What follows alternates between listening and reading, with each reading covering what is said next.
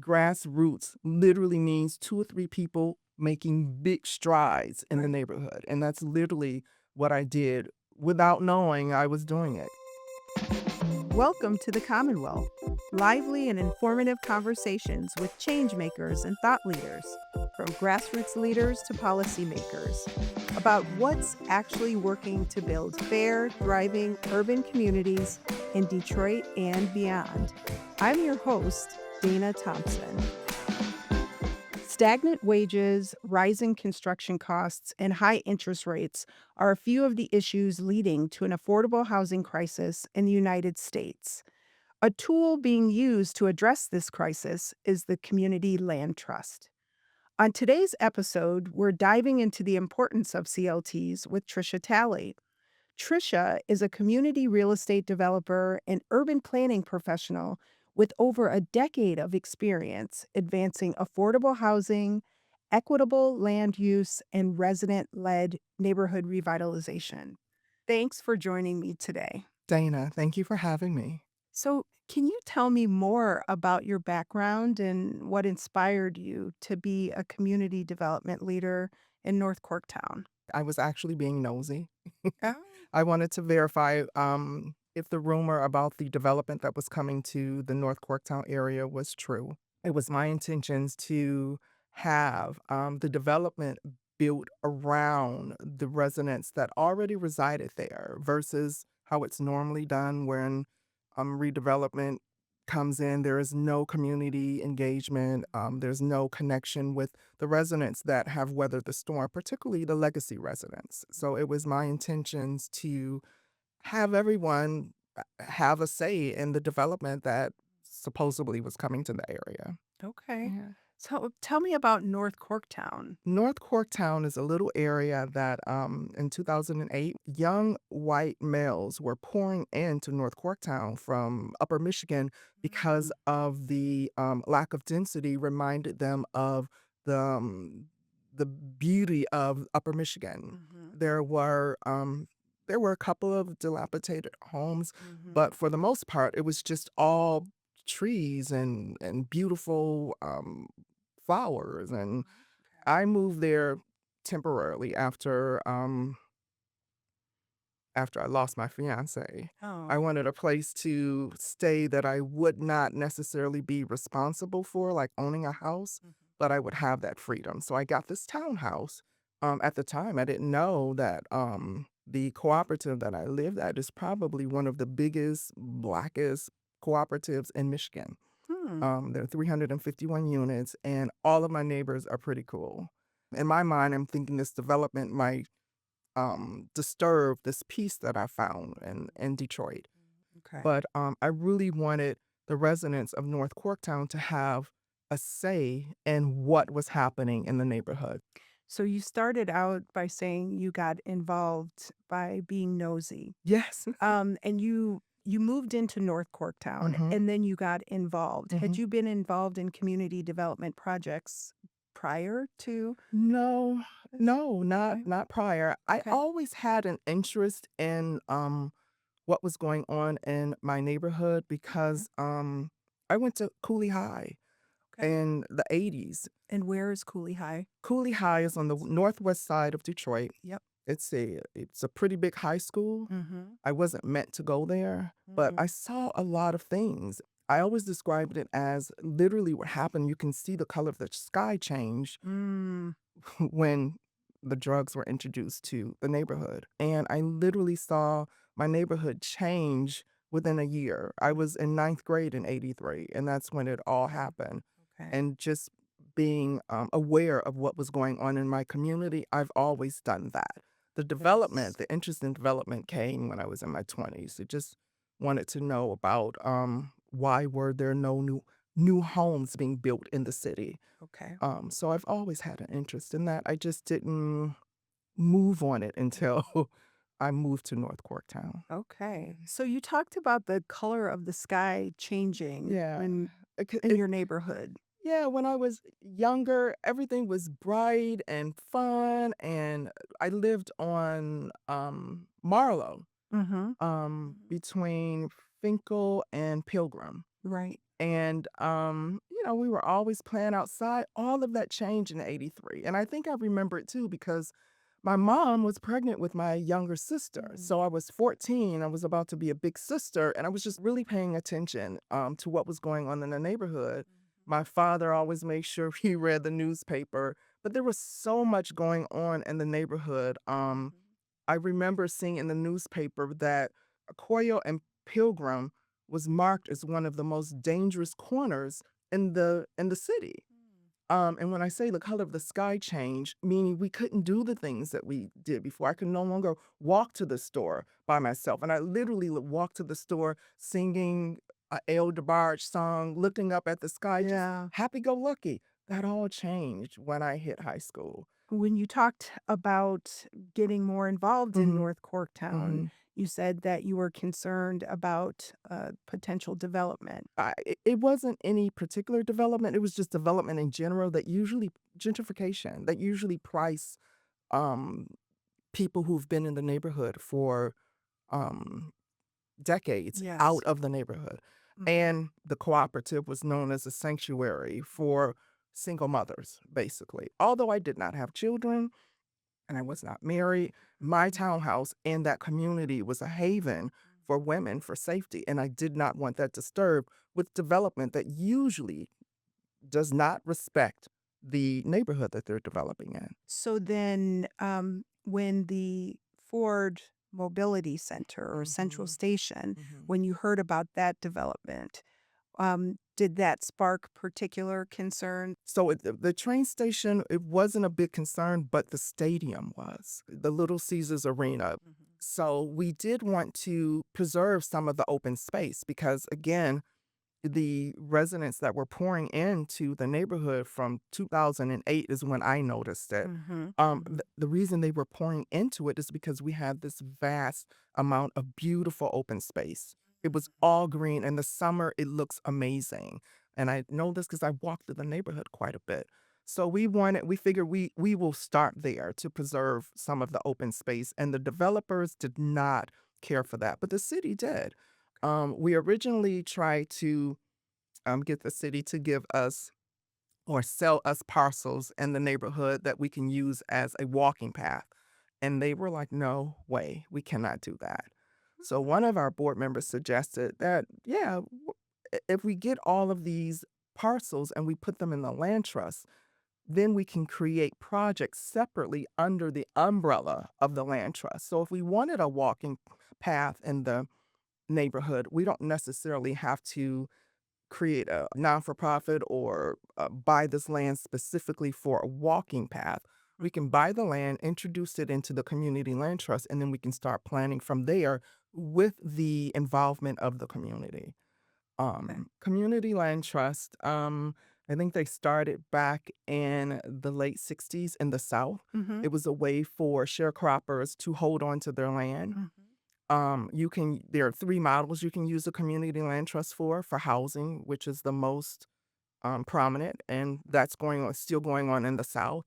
The other is to preserve open space. There are plenty of studies about the benefit of having access to open space in an urban area. Mhm. And the third is to create a, business district, an affordable business district. So those are the 3 models, and so far I've created the open space and then the Mhm. housing land Yes. trust. Yeah, Yes. yeah. Yeah, so it's, the Community Land Trust Mm. is essentially it's a nonprofit Mhm. organization. Yes. Typically, the nonprofit owns the land, Mhm. but it's a very flexible model Mhm. that's, like you pointed out, it's used for affordable housing, Mhm. often used for open space, it can Mhm. be used for commercial districts. Mhm. How has the community received the open space land trust?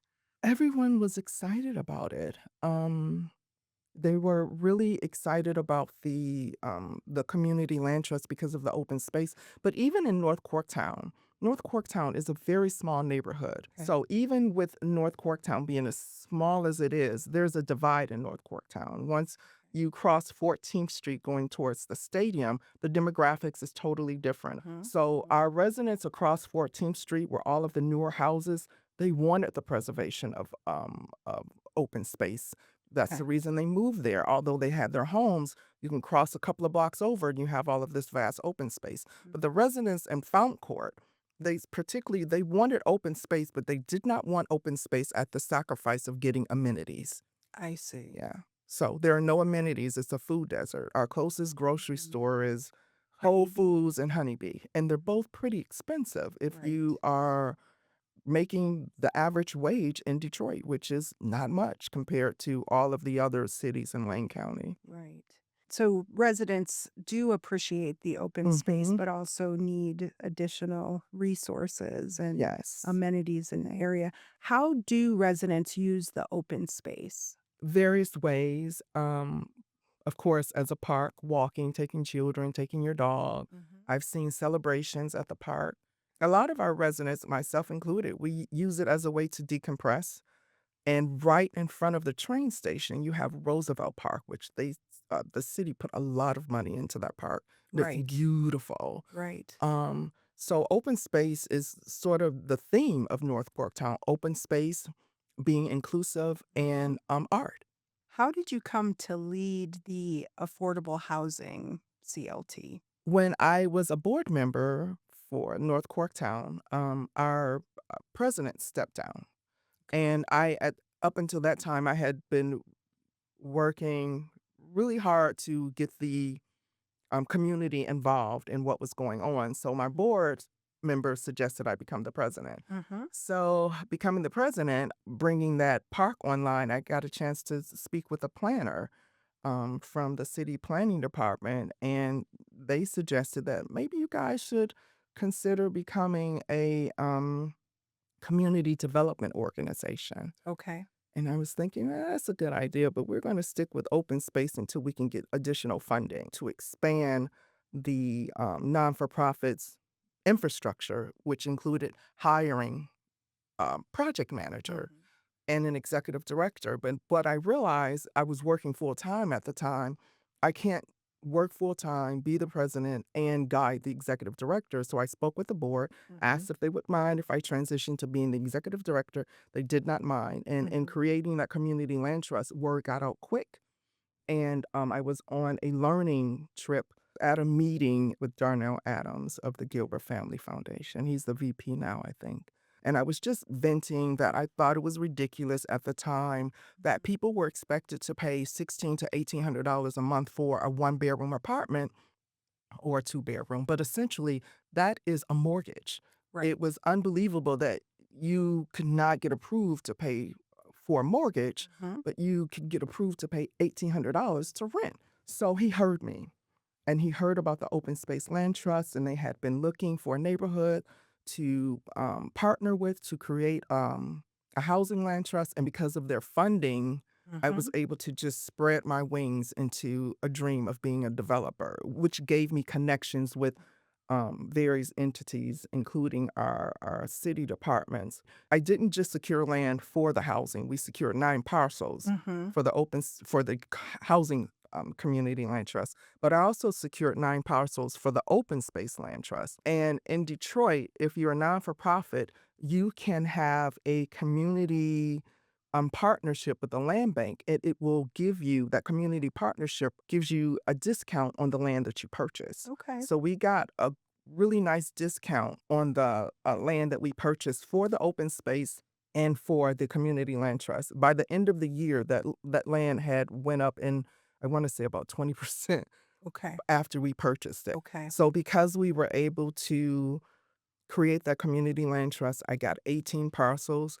7 of the parcels we developed on. We also used manufactured housing On those on parcels those that 7 parcels because you okay. can bring manufactured housing online in about 4 months Okay. versus 18 to 20 months with traditional construction. Okay. And also with manufactured housing, you get more bang for your buck because Mhm. all of your appliances come. I think it's a great model, particularly in a neighborhood that's being gentrified, because the community land trust sort of insulates the homes from disturbing the market of the houses around it. Okay. So the That's great. homes, it was my intentions to sell them for under 300,000, which is still expensive for Detroit, but not for North Corktown. To be able to get our entire house for 300,000 is a steal. So how many homes did you end up developing? We developed See, 7 homes, okay. range in square footage from just under 1,800 to just over 1,700. We also worked with various financial institutions because we wanted to make sure that if a resident was interested in buying this home, there was a financial institution that would support the community land trust model, not just with the financing, but also offering down payment assistance. We wanted you to be able to stack your down payment assistance if you were eligible for it and buying this house to drive down the affordability. Right. We also work with Plant Moran to apply for an NEZ, which is the Neighborhood Enterprise Zone, which Mhm. gives a tax credit to the homeowner. That was a tedious process, but Plant Moran was awesome. It's So there are a lot of different steps involved in yes, creating an affordable housing yes, community land yes, trust. yes, yes. You've got to be conscious of getting the Mhm, land and working with the municipality to mhm, get the land. mhm, You also have to work with a developer mhm, to build the homes on the mhm, land. mhm, And then obviously you need the mhm. financing to actually create the development.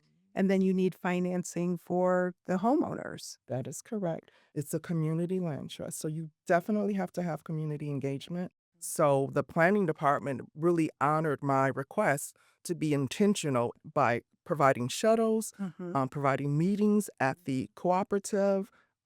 We developed a mailing list that everyone could be informed either by mail, by Hmm. social media, or at the time of a automatic phone call that we have this meeting coming up and you should attend because you are living in this neighborhood and your opinion about what happens is very important. Yes. We had 4 community engagement sessions initially before it was even announced to the public. We Hmm. wanted to gauge where the community was, and the first meeting was to introduce the project to the community. Okay. After we had the first meeting, then it was announced to the press. I believe the second meeting was to give the community an opportunity to decide what design do they want. You want traditional, you want modern. The third meeting was to educate the community on the community land trust. And the fourth meeting was financing. We Hmm. invited my side down because my side provides HUD approved home buying classes. And Hmm. then they connect you. Well, they help you get your credit straight. And then they connect you with a bank or a Hmm. financial institution that Hmm. can help you get a mortgage for buying the home. So Right. those community meetings were very important to introducing the project to the community. Absolutely. Yeah. One of the things that the city listened to, the planning department listened to from the neighbors is that they wanted a community development center in the neighborhood. Okay. And we have one coming now. It's coming to the center of the neighborhood on 16th Street where old elementary school used to be.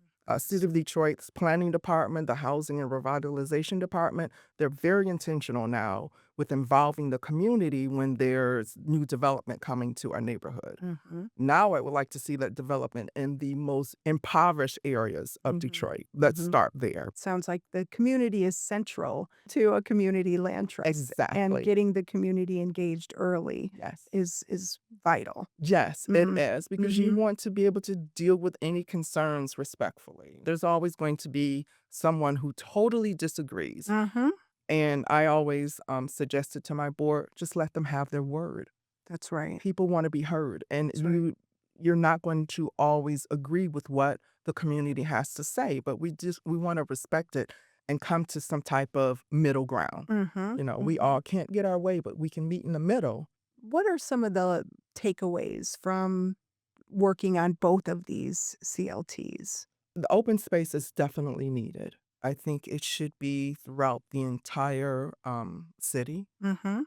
Another reason I'm a big fan of the train station. Mhm. The Michigan Central agreed to the Detroit Community Benefits. Benefits agreement. Yes, yes. Yes. We were able to partner with them and Mhm. we got $25,000 from them to create a bird sanctuary. And we have Mhm. a beautiful variety of birds that literally come through the neighborhood Mhm. because of the open space. Okay. So that was another reason to preserve it. You have deer and Mm. you have the birds and Mhm. all of the other animals that are just able to roam free because there's no density or there wasn't any density in the neighborhood. In terms of the city of Detroit, there's a new administration. Harry Mhm, Sheffield mhm. is the mayor. Do you see this administration as being open to CLTs and using CLTs as a way to protect open space and as a way to provide more affordable housing? Yeah, I see this administration being interested in that because the CLT is just one model, but I think it's a model that will work in Detroit because Detroit is experiencing so many changes, Mm, particularly in a neighborhood like North Corktown. I think CLTs work best in neighborhoods that have been gentrified. Detroit has that $25,000 down payment assistance okay. program for buying a house. Okay. I ran into one of the architects just by chance of that program, Mm-hmm. and I reached out to her by email, and I was able to find a link to a development, Woodbridge, off of the Lodge in Trumbull Mm-hmm. back in 2008 to buy one of those townhomes or one of those homes. There was a $75,000 down payment assistance incentive. I think we need to get there. Mm-hmm. And I'm Mm-hmm. hoping that the new administration will take us back there where down payment assistance is pumped up from 25 to maybe 50 to 75. Okay. And we want to be able to draw the middle class back to the city. We want Mm-hmm. our police officers, our big three workers, we want our nurses, our teachers to all come back to the city. And we need the housing stock to do that. And I think Mm-hmm. that the community land trust can serve various levels of income. It could be a mixed income solution to providing affordable housing. So, last question. How can people who are interested in using this tool for their communities, how can they get involved? I always suggest find out who your elected officials are. Who is your Okay. council person? Who is your senator? Who is your congressperson? Kudos to all three in my neighborhood. Mm, Stephanie Chain, who's on her way out, she's lovely. mhm, We had Rashida as well. And my council person is Gabriella. And before Gabriella, it was Rachel. All lovely. If you do not have a community organization in your neighborhood, don't be shy to create one. Grassroots literally means two or three people making big strides in the right. neighborhood. And that's literally what I did without knowing I was doing it. So I think you just start with your community Mhm. and connecting with your elected officials and finding out who your planner is in the planning department because each neighborhood has a planner. And I believe the planner is assigned based on city council districts. So, Wonderful.